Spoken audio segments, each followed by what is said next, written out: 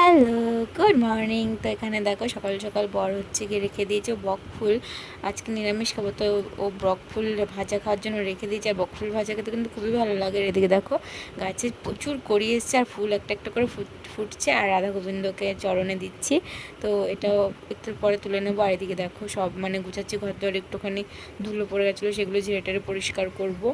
আমার নোংরা একদম ভালো লাগে না, তো পরিষ্কার করবো। আর গিফটগুলো মামাম পেয়েছে, তোমাদের তো বলেছি আমি একটা ভিডিওতে দেখিয়ে দেবো মামাম কী কী গিফট পেয়েছে। তার আগে দেখো এই ফুলটা ভেতরে ঢুকিয়ে রেখেছিলাম, তো ভাবলাম টিভির এখানে একটুখানি সাজিয়েই রাখি, সুন্দর লাগবে দেখতে।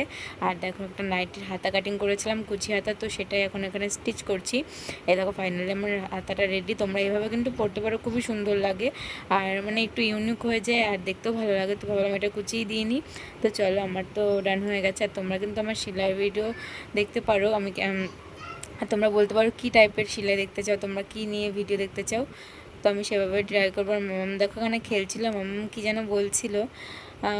মামাম তো সারাদিন কত কিছু বলে, কত দুষ্টুমি করে। তো চলো, আর মানে কাল যাবো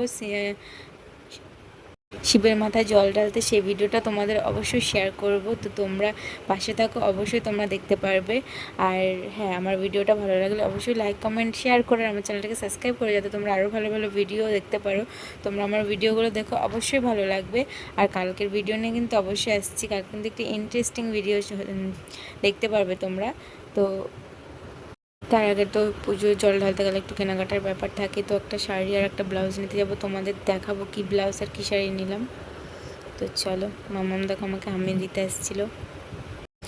তো দেখো, এই দেখো এই ব্লাউজ আর এই শাড়িটা নিয়ে এসেছি, কেমন লাগছে তোমরা জানিও, বাট এটা রাখা হবে কিনা জানি না। তো চলো, আজকের জন্য এই পর্যন্ত। ভালো থাকো, সুস্থ থাকো, টাটা।